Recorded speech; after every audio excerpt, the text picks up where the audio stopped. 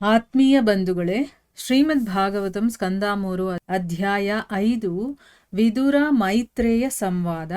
ಇದರಿಂದ ಇವತ್ತು ಮೊದಲನೇ ಶ್ಲೋಕವನ್ನ ತಿಳ್ಕೊಳ್ಳೋಣ. ಶ್ಲೋಕ 1. ಶ್ರೀ ಶುಕ ಉವಾಚ ದ್ವಾರಿದ್ಯುನದ್ಯಾ ಋಷಭ ಕರುಣಾಂ ಮೈತ್ರೇಯ ಮಾಸೀನ ಮಗಾಧಬೋಧಂ ಕ್ಷತ್ತೋಪಸೃತ್ಯಾಚ್ಯುತ ಭಾವಸಿದ್ಧಃ ಪಪ್ರಚ್ಛ ಸೌಶೀಲ್ಯ ಗುಣಾಭಿತೃಪ್ತಃ.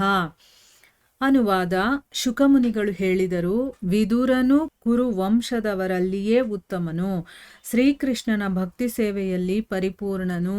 ಹೀಗೆ ಅವನು ಸ್ವರ್ಗೀಯ ಗಂಗಾ ನದಿಯ ಮೂಲವನ್ನು ತಲುಪಿದನು. ಅಲ್ಲಿ ಪ್ರಪಂಚದಲ್ಲಿಯೇ ಅಗಾಧ ಜ್ಞಾನಿಗಳಾದ ಮಹಾತ್ಮರಾದ ಮೈತ್ರೇಯರು ಕುಳಿತಿದ್ದರು. ವಿನಯಪೂರ್ಣನಾದ ಆಧ್ಯಾತ್ಮ ತೃಪ್ತನಾದ ವಿದುರನು ಅವರನ್ನು ಪ್ರಶ್ನಿಸಿದನು. ಇದು ಶ್ಲೋಕ ಮತ್ತೆ ಅದರ ಅನುವಾದ. ಈಗ ಭಾವಾರ್ಥದ ಮೂಲಕ ನಾವು ಇದರ ಅರ್ಥವನ್ನು ತಿಳ್ಕೊಳ್ಳೋದಕ್ಕೆ ಪ್ರಯತ್ನ ಮಾಡೋಣ. ಇಲ್ಲಿ ಶುಕಮುನಿಗಳು ಹೇಳ್ತಾ ಇದ್ದಾರೆ, ವಿದುರ ಇದಾನಲ್ಲ, ಅವನು ಕುರು ವಂಶದವರಲ್ಲೇ ಉತ್ತಮನಾಗಿರುವಂಥವನು. ನೋಡಿ, ಅವನು ದಾಸಿಯ ಮಗ ಆದರೂ ಕೂಡ ಕುರುವಂಶದಲ್ಲಿ ಉತ್ತಮನಾಗಿರುವಂಥವನು ಅಂತ ಹೇಳ್ತಾ ಇದ್ದಾರೆ. ಅಂದರೆ ನಾವು ಯಾವ ಕುಲದಲ್ಲಿ ಹುಡ್ತೀವಿ ಅಥವಾ ಯಾರ ಮಕ್ಕಳಾಗಿ ಹುಡ್ತೀವಿ, ನಾವು ಶೂದ್ರರಾಗಿ ಹುಡ್ತೀವ, ವೈಶ್ಯರಾಗಿ ಹುಡ್ತೀವ, ಯಾವುದೂ ಮ್ಯಾಟ್ರ್ ಆಗೋದಿಲ್ಲ. ಆದರೆ ನಾವು ಹೇಗೆ ನಡ್ಕೊಳ್ತೀವಿ, ನಮ್ಮ ಆಚರಣೆ ಹೇಗಿರುತ್ತೆ, ನಾವು ನಡೆಸುವಂಥ ಜೀವನ ಅದರ ಶೈಲಿ ಹೇಗಿರುತ್ತೆ, ಇದರ ಮೇಲೆ ಡಿಪೆಂಡ್ ಆಗುತ್ತೆ. ವಿದುರ ಒಬ್ಬ ದಾಸಿಯ ಮಗ ಆದರೂ ಕೂಡ ಕುರುವಂಶದವರಲ್ಲೇ ಉತ್ತಮ ಅಂತ ಅನ್ನಿಸ್ಕೊಳ್ತಾನಂದರೆ ಅವನ ನಡವಳಿಕೆ ಆ ರೀತಿ ಇತ್ತು. ಅಂದರೆ ಅವನು ಶಾಸ್ತ್ರಗಳನ್ನು ಮತ್ತು ಭಗವಂತನ ಬಗ್ಗೆ, ಆತ್ಮವನ್ನು, ಪರಮಾತ್ಮ ಈ ವಿಚಾರದ ಬಗ್ಗೆ ಎಲ್ಲ ತಿಳ್ಕೊಂಡಿರ್ತಾನೆ. ಮತ್ತು ಧರ್ಮಗ್ರಂಥಗಳಲ್ಲಿ ಏನಿದೆ ಅನ್ನೋದನ್ನು ಚೆನ್ನಾಗಿ ಅವನು ತಿಳ್ಕೊಂಡಿರ್ತಾನೆ. ಅದಕ್ಕೆ ಅವನು ತುಂಬಾ ಬುದ್ಧಿವಂತ ಅಂತಲೂ ಕೂಡ ಹೇಳ್ತಾರೆ. ಶ್ರೀಕೃಷ್ಣನ ಭಕ್ತಿ ಸೇವೆಯಲ್ಲಿ ಕೂಡ ಅವನು ಪರಿಪೂರ್ಣನಾಗಿರುವಂಥವನು. ಅಂದರೆ ಅವನೊಬ್ಬ ಭಕ್ತ ಕೂಡ. ಹೀಗೆ ಅವನು ಸ್ವರ್ಗೀಯ ಗಂಗಾ ನದಿಯ ಮೂಲವನ್ನು ತಲುಪ್ತಾನೆ. ಅಂತಂದರೆ ಏನು? ಗಂಗಾ ನದಿ ಸ್ವರ್ಗಕ್ಕೆ ಸಮಾನ. ಅಥವಾ ನಾವು ಭಗವಂತನ ಕಡೆಗೆ ಹೋಗಬೇಕು ಅಂತಂದರೆ ಇರೋದು ದ್ವಾರ ಯಾವುದು? ಹರಿದ್ವಾರ ಅಲ್ವಾ? ಅಲ್ಲಿಗೆ ಅವನು ಹೋಗ್ತಾನೆ. ಅಲ್ಲಿ ಪ್ರಪಂಚದಲ್ಲೇ ಅಗಾಧ ಜ್ಞಾನಿಗಳಾದಂತಹ ಮಹಾತ್ಮರಾದ ಮೈತ್ರೇಯರು ಅಲ್ಲಿ ಕೂತ್ಕೊಂಡಿರೋದನ್ನು ನೋಡ್ತಾನೆ. ಹೋಗ್ಬಿಟ್ಟು ವಿನಯ ಪೂರ್ಣನಾದಂತಹ, ಅಂದರೆ ಅವನಲ್ಲಿ ವಿನಯ ತುಂಬಿದೆ, ಮತ್ತೆ ಆಧ್ಯಾತ್ಮ ತೃಪ್ತನಾದ, ಆಧ್ಯಾತ್ಮದಲ್ಲೇ ತೃಪ್ತಿ ಅವನಿಗೆ ಸಿಕ್ಕಿಬಿಟ್ಟಿದೆ. ಇನ್ನೇನು ಬೇಕು ಅವನಿಗೆ? ಬೇಕಾಗಿಲ್ಲ ಏನೂ. ಆದರೂ ಇದೆಲ್ಲ ನಡೆಯೋದು ನಮಗಳಿಗೋಸ್ಕರ, ನಾವು ಅದನ್ನು ತಿಳ್ಕೊಳ್ಳಿ ಅಂತಂದ್ಬಿಟ್ಟು. ಈಗ ನಾವು ಮೈತ್ರೇಯ ಮಹರ್ಷಿಗಳನ್ನು ನೋಡೋದಕ್ಕಾಗತ್ತಾ, ಅಥವಾ ಅವರಿಂದ ಪ್ರಶ್ನೆಗಳನ್ನು ಮಾಡೋಕ್ಕಾಗತ್ತಾ, ಅಥವಾ ನಮಗೇನು ಪ್ರಶ್ನೆ ಮಾಡಬೇಕು ಅಂತಲೂ ಗೊತ್ತಿರೋದಿಲ್ಲ. ಸೊ ನಾವೆಲ್ಲ ತಿಳ್ಕೊಳ್ಳಿ ಅನ್ನುವಂಥ ಒಂದು ಕಾರಣದಿಂದ ಅವರು ಇಲ್ಲಿ ಕೇಳ್ತಾ ಇದ್ದಾರೆ. ನೋಡಿ, ವಿನಯದಲ್ಲಿ ಪೂರ್ಣತೆಯನ್ನು ಪಡೆದಿರುವಂಥವ್ರು ಮತ್ತು ಆಧ್ಯಾತ್ಮದಲ್ಲಿ ತೃಪ್ತರಾಗಿರುವಂಥವ್ರು. ಈಗ ನಾವು ಆಧ್ಯಾತ್ಮಿಕ ವಿಷಯಗಳನ್ನು ತಿಳ್ಕೊಳ್ತಾ ಇದ್ದೀವಲ್ವ, ಇನ್ನೂ ನಾವು ಶುರು ಮಾಡಿದ್ದೀವಿ. ನಮಗೂ ಕೂಡ ಆ ಒಂದು ತೃಪ್ತಿ ಅನ್ನೋದು ಸಿಗಬೇಕು, ನಮಗಿನ್ನೂ ಸಿಕ್ಕಿಲ್ಲ. ಈಗ ಶುರು ಮಾಡಿರೋದ್ರಿಂದ ನಮಗಿನ್ನೂ ತಿಳ್ಕೋಬೇಕು, ಇನ್ನೂ ನಾನು ಭಗವಂತನನ್ನು ಅರಿಬೇಕು, ನನ್ನನ್ನು ನಾನು ತಿಳ್ಕೋಬೇಕು ಅನ್ನುವಂಥ ಒಂದು ಆತುರತೆ ಇದೆ. ಆದರೆ ಯಾವಾಗ ಆಧ್ಯಾತ್ಮಿಕದಲ್ಲಿ ತೃಪ್ತರಾಗ್ತೀವೋ ಅವಾಗ ನಮಗೆ ಏನು ಬೇಕಾಗಿಲ್ಲ ಅಂತ ಅನ್ನಿಸ್ಬಿಡುತ್ತೆ. ನಮಗೆ ಆ ಒಂದು ಸ್ಥಿತಿಗೆ ನಾವು ಬರಬೇಕು. ಇಲ್ಲಿ ಆಧ್ಯಾತ್ಮ ತೃಪ್ತರಾದ ವಿದುರರು ಅವರನ್ನು ಪ್ರಶ್ನೆ ಮಾಡ್ತಾರೆ. ಈಗ ಭಾವಾರ್ಥದಲ್ಲಿ ಗುರುಗಳೇನು ಹೇಳಿದ್ದಾರೆ ಅಂತ ತಿಳ್ಕೊಳ್ಳೋಣ. ಅಚ್ಯುತನಾದ ಶ್ರೀಕೃಷ್ಣನ ಅಮಿಶ್ರ ಭಕ್ತಿಯಲ್ಲಿ ವಿದುರನು ಆಗಲೇ ಪರಿಪೂರ್ಣನಾಗಿದ್ದನು. ಭಗವಂತ ಮತ್ತು ಜೀವಿಗಳು ಎಲ್ಲರೂ ಗುಣಾತ್ಮಕವಾಗಿ ಸ್ವಭಾವತಃ ಸಮಾನರು. ಆದರೆ ಪ್ರಮಾಣಾತ್ಮಕವಾಗಿ ಶ್ರೀಕೃಷ್ಣನು ಯಾವೊಬ್ಬ ಜೀವಿಗಿಂತಲೂ ಬಹಳ ದೊಡ್ಡವನು. ಅವನು ಸದಾ ಅಚ್ಯುತನು.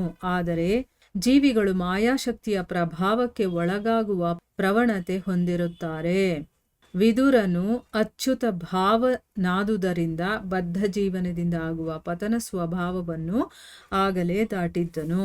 ಅಂದರೆ ಅರ್ಥ ಏನು? ಅಚ್ಯುತನಾದಂತಹ ಭಗವಂತ, ಇಲ್ಲಿ ಯಾವುದೇ ಚ್ಯುತಿಗಳು ಇಲ್ಲದೆ ಇರುವಂಥದ್ದು, ಯಾವುದರಲ್ಲೂ ಕಡಿಮೆ ಅನ್ನೋದು ಇರೋದಿಲ್ಲ.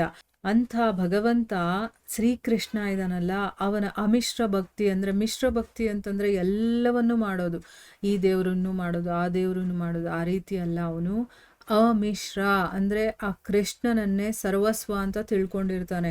ಅದಕ್ಕೋಸ್ಕರ ಅದರಲ್ಲಿ ಯಾವುದೇ ಬೆರಕೆ ಇರೋದಿಲ್ಲ, ಬರೀ ಭಗವಂತನನ್ನ ಭಕ್ತಿ ಮಾಡೋದು ಅಷ್ಟೇ ಇರುತ್ತೆ. ಬರೀ ಭಗವಂತನ ಭಕ್ತಿಯಲ್ಲಿ ಮುಳುಗಿರುವಂಥವನು. ಅಂಥ ಭಕ್ತಿಯಲ್ಲಿ ವಿದುರ ಆಗಲೇ ಪರಿಪೂರ್ಣನಾಗಿದ್ದ. ಭಗವಂತ ಮತ್ತು ಜೀವಿಗಳು ಎಲ್ಲರೂ ಕೂಡ ಗುಣಾತ್ಮಕವಾಗಿ ಒಂದೇ, ಸ್ವಭಾವತಃ ಸಮಾನವಾಗಿರ್ತಾರೆ. ಈಗ ಒಂದೇ ಒಂದು ಗ್ರಾಮ್ ಚಿನ್ನಕ್ಕೂ ಒಂದು ಚಿನ್ನದ ಗಟ್ಟಿ ಇರುತ್ತಲ್ಲ, ಅದಕ್ಕೂ ಕ್ವಾಲಿಟಿನಲ್ಲಿ ಏನೂ ವ್ಯತ್ಯಾಸವಾಗಿರೋದಿಲ್ಲ. ಗುಣಾತ್ಮಕವಾಗಿ ಅದರಲ್ಲೂ ಅಷ್ಟೇ ಪ್ಯೂರಿಟಿ ಇರುತ್ತೆ, ಇದರಲ್ಲೂ ಅಷ್ಟೇ ಪ್ಯೂರಿಟಿ ಇರುತ್ತೆ. ಒಂದು ಚಿನ್ನದ ಗಟ್ಟಿಯಲ್ಲಿ ಏನೇನೆಲ್ಲ ಗುಣಗಳಿರುತ್ತೋ ಅದು ಒಂದು ಗ್ರಾಮ್ ಚಿನ್ನದಲ್ಲೂ ಇರುತ್ತೆ. ಆದರೆ ಪ್ರಮಾಣದಲ್ಲಿ ವ್ಯತ್ಯಾಸ ಇದೆ ಅಷ್ಟೇನ. ಇದು 1 ಗ್ರಾಮ್ ಆದರೆ ಅದು ಒಂದು ಚಿನ್ನದ ಗಟ್ಟಿ, ಅದು ಇನ್ನೂ ಜಾಸ್ತಿ ತೂಕ ಬರುತ್ತಲ್ವ, ಅದು ಜಾಸ್ತಿ ಇರುತ್ತೆ. ಅದೇ ರೀತಿ ಭಗವಂತ ಮತ್ತು ಜೀವಿಗಳು ಭಗವಂತನಿಂದಾನೇ ಬಂದಿರೋದ್ರಿಂದ ಗುಣಾತ್ಮಕವಾಗಿ ಇಬ್ಬರೂ ಕೂಡ ಸಮಾನರೇ. ಆದರೆ ಪ್ರಮಾಣಾತ್ಮಕವಾಗಿ ನಾವು ನೋಡಿದಾಗ ಶ್ರೀಕೃಷ್ಣ ಎಲ್ಲ ಜೀವಿಗಳಿಗಿಂತ ಅವನು ದೊಡ್ಡವನಾಗಿರ್ತಾನೆ ಮತ್ತು ಸದಾ ಅಚ್ಯುತನಾಗಿರ್ತಾನೆ. ಅದೆಲ್ಲ ಭಗವಂತನಿಗೂ ನಮಗಿರುವಂಥ ಡಿಫ್ರೆನ್ಸು.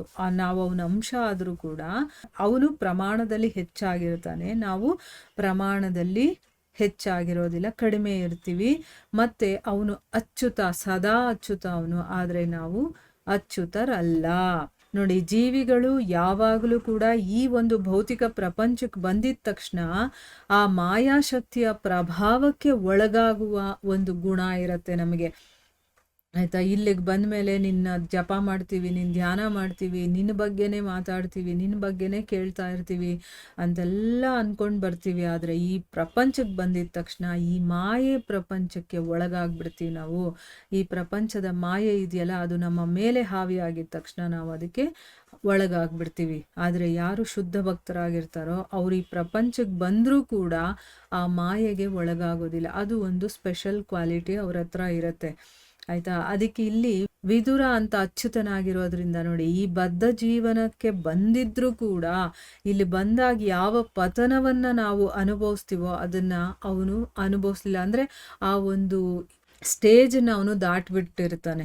ಅವನು ಎಲ್ಲಾದರೂ ಇರಲಿ, ಹೇಗಾದರೂ ಇರಲಿ, ಭಗವಂತನನ್ನು ಬಿಟ್ಟು ಬೇರೆ ಏನೂ ಗೊತ್ತಿರೋದಿಲ್ಲ ಅವನಿಗೆ.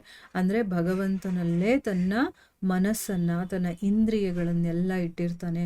ಯಾವಾಗಲೂ ಕೂಡ ಭಗವಂತನ ಧ್ಯಾನದಲ್ಲಿರ್ತಾನೆ. ಅದಕ್ಕೋಸ್ಕರನೇ ಅವನು ಯಾವತ್ತೂ ಪತನ ಹೊಂದೋದಿಲ್ಲ ಅನ್ನೋದನ್ನು ಇಲ್ಲಿ ಹೇಳ್ತಾ ಇದ್ದಾರೆ. ಅಚ್ಯುತ ಭಾವವೆಂದರೆ ಕ್ರಮಬದ್ಧವಾಗಿ ಶ್ರೀಕೃಷ್ಣನ ಭಕ್ತಿ ಸೇವೆಯಲ್ಲಿ ತಲ್ಲೀನನಾಗಿರುವುದು. ಹೀಗಾಗಿ ಜೀವನದ ಈ ಹಂತವನ್ನು ಅಚ್ಯುತ ಭಾವಸಿದ್ಧ ಅಥವಾ ಭಕ್ತಿ ಸೇವಾ ನಿಮಿತ್ತ ಪರಿಪೂರ್ಣತೆ ಎಂದು ಕರೆಯಲಾಗಿದೆ. ಅಂದರೆ ಇಲ್ಲಿ ಅಚ್ಯುತ ಭಾವ ಅಂದರೆ ವಿದುರ ಅಚ್ಯುತ ಭಾವನಾದ್ರಿಂದ ಅವನು ಬದ್ಧ ಜೀವನದಿಂದ ಪತನ ಹೊಂದಲಿಲ್ಲ.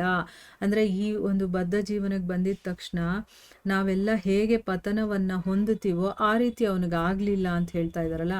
ಅದಕ್ಕೊಂದು ಕಾರಣ ಏನು ಅಂತಂದರೆ, ಈ ಅಚ್ಯುತ ಭಾವ ಅಂತಂದರೆ ಏನು ಅಂತಂದರೆ, ನಾವು ಸ್ಟೆಪ್ ಬೈ ಸ್ಟೆಪ್ ಏನು ಅಂತಂದರೆ ಆ ಕೃಷ್ಣನ ಭಕ್ತಿ ಸೇವೆಯಲ್ಲಿ ಮುಳುಗೋಗೋದು, ತಲ್ಲೀನರಾಗೋದು ಅಂತ ಹೇಳ್ತೀವಲ್ವಾ. ಅಂದರೆ ಬೇರೆ ಯಾವುದ್ರಲ್ಲೂ ನಮಗೆ ಆಸಕ್ತಿ ಇರೋದಿಲ್ಲ ಮತ್ತು ಯಾವುದ್ರ ಕಡೆನೂ ನಮ್ಮ ಗಮನನೇ ಹೋಗೋದಿಲ್ಲ, ಬರೀ ನಾವು ಭಗವಂತನ ಭಕ್ತಿಯಲ್ಲೇ ಮುಳುಗಿರೋ ಅಂಥದ್ದು. ಅಂಥ ಒಂದು ಸ್ಥಿತಿ ಬರುತ್ತಲ್ಲ, ಅದನ್ನು ಅಚ್ಯುತ ಭಾವ ಅಂತ ಹೇಳ್ತಾರೆ. ಅಥವಾ ಭಕ್ತಿ ಸೇವೆಯ ನಿಮಿತ್ತ ಪರಿಪೂರ್ಣತೆ ಅಂದರೆ ಆ ಭಕ್ತಿಗೋಸ್ಕರ, ಆ ಭಗವಂತನ ಸೇವೆಗೋಸ್ಕರನೇ ನಾವು ನಿಮಿತ್ತರಾಗಿರುವಂಥದ್ದು, ಆ ಪರಿಪೂರ್ಣತೆಯನ್ನು ಪಡೆಯೋದು ಅಂತ ಹೇಳ್ತಾರೆ. ಆದ್ದರಿಂದ ಭಗವಂತನ ಭಕ್ತಿ ಸೇವೆಯಲ್ಲಿ ತಲ್ಲೀನನಾದ ಯಾರೊಬ್ಬನು ಮುಕ್ತಾತ್ಮನೂ ಮೆಚ್ಚುವ ಗುಣಗಳುಳ್ಳವನೂ ಆಗಿರುತ್ತಾನೆ. ಅಂದರೆ ಈಗ ಯಾರ್ಯಾರು ಭಕ್ತಿಯಲ್ಲಿ ನಿಜವಾಗಲೂ ಅವರು ಮನಸ್ಸಿಂದ ತಲ್ಲೀನರಾಗಿರ್ತಾರೋ ಅವರೆಲ್ಲರೂ ಕೂಡ ಮುಕ್ತಾತ್ಮರಾಗಿರುವಂಥವ್ರೆ, ಮತ್ತು ಎಲ್ಲರೂ ಇಷ್ಟಪಡುವಂಥ ಗುಣಗಳು ಇರುವಂಥವರೇ ಆಗಿರ್ತಾರೆ. ಹರಿದ್ವಾರದಲ್ಲಿ ಗಂಗಾ ತೀರದ ಒಂದು ಏಕಾಂತ ಸ್ಥಳದಲ್ಲಿ ವಿದ್ವಾಂಸರು ಋಷಿಯೂ ಆದ ಮೈತ್ರೇಯರು ಕುಳಿತಿದ್ದರು. ಶ್ರೀಕೃಷ್ಣನ ಪರಿಪೂರ್ಣ ಭಕ್ತನೂ ಸಕಲ ದಿವ್ಯ ಸದ್ಗುಣಿಯೂ ಆದ ವಿದುರನು ಕೆಲವು ವಿಷಯಗಳನ್ನು ಪ್ರಶ್ನಿಸಿ ತಿಳಿಯಲು ಅವರ ಬಳಿಗೆ ಬಂದನು. ಈಗ ವಿದುರರು ಏನು ಮಾಡ್ತಾರೆ, ಹರಿದ್ವಾರಕ್ಕೆ ಬರ್ತಾರೆ. ಗಂಗಾ ತೀರದಲ್ಲಿ ಒಂದು ಏಕಾಂತವಾದಂತಹ ಸ್ಥಳ, ಯಾಕಂದರೆ ಭಕ್ತರು ಎಲ್ಲ ಜಾಸ್ತಿ ಎಲ್ಲಿ ಜನ ಸೇರ್ತಾರೋ ಅಲ್ಲಿ ಇರೋದಕ್ಕೆ ಇಷ್ಟಪಡಲ್ಲ, ಅವರು ಏಕಾಂತವಾಗಿ ಕುಳಿತಿರ್ತಾರೆ. ಅವರು ಏಕಾಂತವಾದಂಥ ಸ್ಥಳದಲ್ಲಿ ವಿದ್ವಾಂಸರೂ ಆಗಿದ್ರು ಮತ್ತು ಋಷಿ ಕೂಡ ಆಗಿದ್ರು. ಯಾರು? ಮೈತ್ರೇಯ ಮಹರ್ಷಿಗಳು. ಅವರು ಕೂತ್ಕೊಂಡಿರೋದನ್ನ ನೋಡ್ತಾರೆ. ಅಲ್ಲಿಗೆ ಶ್ರೀಕೃಷ್ಣನ ಪರಿಪೂರ್ಣ ಭಕ್ತ, ಸಕಲ ದಿವ್ಯ ಸದ್ಗುಣಿ. ನೋಡಿ, ಪರಿಪೂರ್ಣ ಭಕ್ತ ಅಂತಂದರೆ ಲವಲೇಶವು ಅವನ ಮನಸ್ಸಲ್ಲಿ ಯಾವುದೇ ಐಹಿಕ ಆಸೆಗಳು, ಆಕಾಂಕ್ಷೆಗಳು ಏನೂ ಇಲ್ಲ. ಅವನ ಮೈ, ಮನಸ್ಸು, ಕರ್ಮ, ಕಾಯ, ವಾಚ, ಮನಸ ಅಂತ ಹೇಳ್ತೀವಲ್ವಾ, ಸಂಪೂರ್ಣವಾಗಿ ಅವನು ಭಕ್ತನಾಗಿರ್ತಾನೆ. ಮತ್ತು ಎಲ್ಲ ರೀತಿಯ ಸಕಲ ದಿವ್ಯ ಗುಣಗಳು ಅವನಲ್ಲಿ ಇತ್ತು.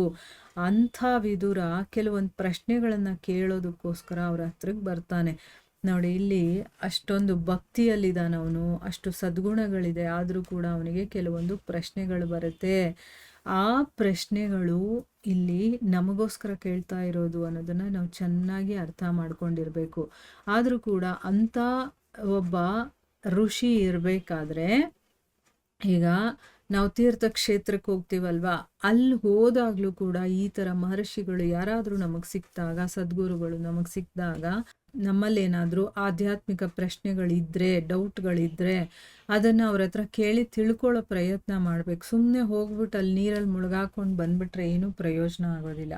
ಯಾಕೆಂದರೆ ಅಂಥ ಒಂದು ಉನ್ನತವಾದಂಥ ತೀರ್ಥಕ್ಷೇತ್ರಗಳಲ್ಲಿ ಸಾಮಾನ್ಯರು ಇರ್ತಾರೆ, ಈ ರೀತಿ ವಿದ್ವಾಂಸರು, ಋಷಿಗಳು, ಮುನಿಗಳು, ತಪಸ್ವಿಗಳು, ಭಕ್ತರು ಇವರೆಲ್ಲ ಇರ್ತಾರೆ. ಅದರ ಪ್ರಯೋಜನವನ್ನು ನಾವು ಪಡ್ಕೊಳ್ಬೇಕು. ಇಲ್ಲಿ ಒಂದು ವಿಷಯ ತಿಳ್ಕೊಬೇಕು, ನಾವು ಮುಂಚೆನೇ ಕೇಳಿ ತಿಳ್ಕೊಂಡಿರೋ ಹಾಗೆ ಇಬ್ಬರು ಸತ್ಪುರುಷರು ಮಾತಾಡುವಂಥ ಸಂವಾದ ಅಥವಾ ಅವರು ನಡೆಸುವಂಥ ಒಂದು ಚರ್ಚೆ ಇದೆಯಲ್ಲ, ಅದು ಇಡೀ ಸಮಾಜಕ್ಕೆ ಅದು ಒಳ್ಳೆಯದನ್ನು ಮಾಡುತ್ತೆ, ಇಡೀ ಸಮಾಜಕ್ಕೆ ಅದು ಉಪಯೋಗ ಆಗುತ್ತೆ. ಈಗ ಇಲ್ಲಿ ವಿದುರ ಮತ್ತು ಮೈತ್ರೇಯರ ಸಂವಾದ ನಡೆಯುತ್ತಲ್ಲ, ಅದರಿಂದ ನಮ್ಮೆಲ್ಲರಿಗೂ ಕೂಡ ಅದು ಉಪಯೋಗ ಆಗುತ್ತೆ.